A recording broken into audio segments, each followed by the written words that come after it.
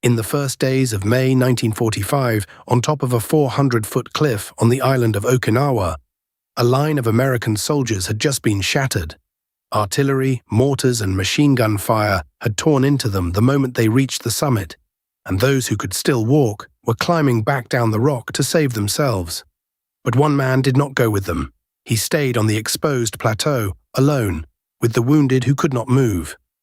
And over the hours that followed, one by one, he dragged them to the edge of the cliff and lowered them to safety on a rope. He did all of it without ever carrying a weapon. His name was Desmond Doss, and he had spent the whole war being told that a man who would not touch a gun had no business on a battlefield. This is the story of how he proved otherwise. Desmond Thomas Doss was born in 1919 in Lynchburg, Virginia. He was a devout Seventh-day Adventist, and two parts of his faith would shape everything that happened to him. He took the commandment, "Thou shalt not kill," personally and literally, and he kept the Sabbath, which for him ran from Friday evening to Saturday evening. Before the war, he worked as a joiner in a shipyard, which qualified him for a deferment. He could have stayed home. Instead, out of a sense of patriotism, he turned the deferment down and let himself be inducted into the army in April 1942. He wanted to serve. He just would not kill, and he would not carry a weapon to do it. He did not even like the label conscientious objector. By his own account, he preferred to call himself a conscientious cooperator. He was not refusing to help. He was refusing to harm. That distinction was lost on almost everyone around him. To the army of 1942, a soldier who would not hold a rifle looked like a problem, or a coward, or both. Doss was assigned as a medic with the 77th Infantry Division, but his refusal to train with a weapon and his insistence on keeping the Sabbath made him a target inside his own unit long before he ever saw the enemy. According to accounts collected by the organizations that preserve his story, he was harassed, given extra and punishing duties, threatened, and at various points, officers tried to have him declared unfit or pushed toward a court-martial to force him out. It is worth being careful here. The most dramatic versions of these episodes come from later biographies and tellings, so the exact scenes are best held loosely. But the core is solid and well documented. For months, the hardest thing Doss had to survive was not the Japanese. It was the contempt of the men he was training to save. Then the division shipped out to the Pacific, and the argument changed. In 1944, Doss served as a company aid man on Guam and on Leyte in the Philippines.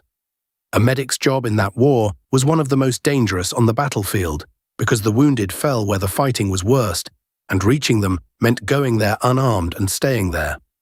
Doss did it again and again.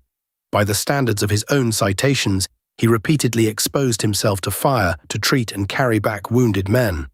For his actions on Guam and Leyte, he was awarded 2 Bronze Star medals with the V device for valor. The man his comrades had once dismissed had, by the time they reached the next island, already earned 2 decorations for bravery. All of it spent on saving lives rather than taking them. The next island was Okinawa, and Okinawa was as close to the Japanese home islands as the Americans had yet come. The fighting there in the spring of 1945 was among the most savage of the entire Pacific War. In the southern part of the island stood a natural fortress, the Maida Escarpment, a jagged rock face roughly 400 feet high. The American soldiers gave it a blunter name. They called it Hacksaw Ridge. The top of the escarpment had to be scaled with cargo nets, and it was honeycombed with Japanese caves, tunnels, and machine gun positions. Doss's unit, the 1st Battalion of the 307th Infantry, was ordered to take it. And on that ridge, the Japanese had a particular tactic that made Doss's work even more lethal than usual. They deliberately targeted medics because killing the one man who could keep the wounded alive broke the will of everyone else. Doss knew it. He is documented as having removed the markings that identified him as a medic so that he would not be singled out. Then came the moment the whole story turns on.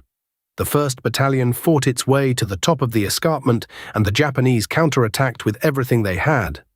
According to Doss's Medal of Honor citation, a heavy concentration of artillery, mortar, and machine gun fire crashed into the American troops as they gained the summit, inflicting approximately 75 casualties and driving the rest back. The order came to withdraw. Able-bodied men climbed back down the cliff, but scattered across the fire-swept plateau were dozens of wounded soldiers who could not move under their own power, and who, if left, would be killed or captured. Doss refused to leave them. While everyone else went down, he stayed up top, alone, in the open, under fire.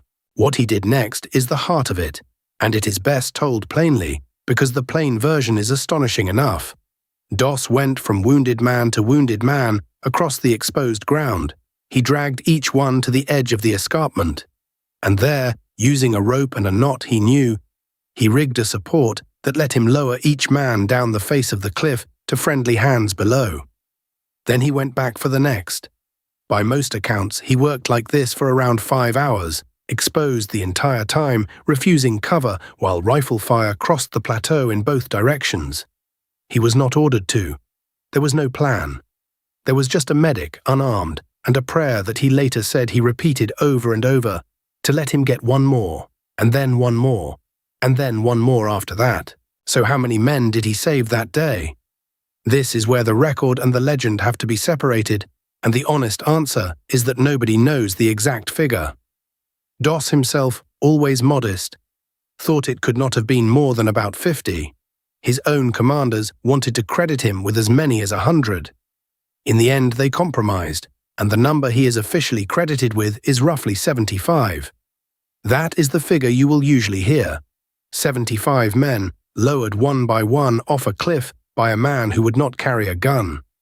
But it is worth saying clearly that this is an agreed estimate, not a head count, and even the date is usually remembered as a single day in early May, often described as his Sabbath, within a citation that officially spans the 29th of April to the 21st of May.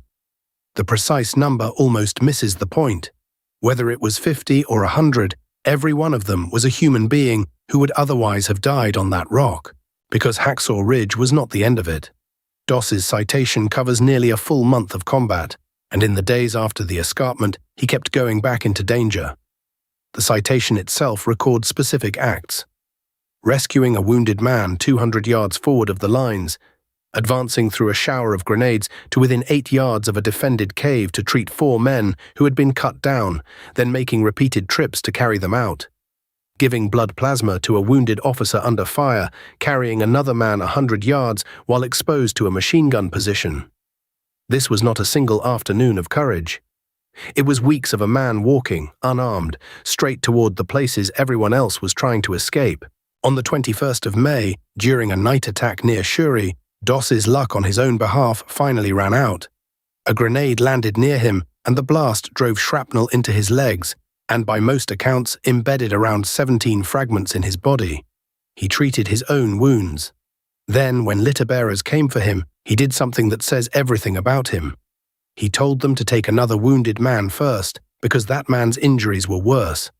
While he waited, a sniper's bullet struck his arm and shattered the bone. And even then, by most accounts, he splinted the shattered arm himself and made his own way, crawling roughly 300 yards back toward the aid station.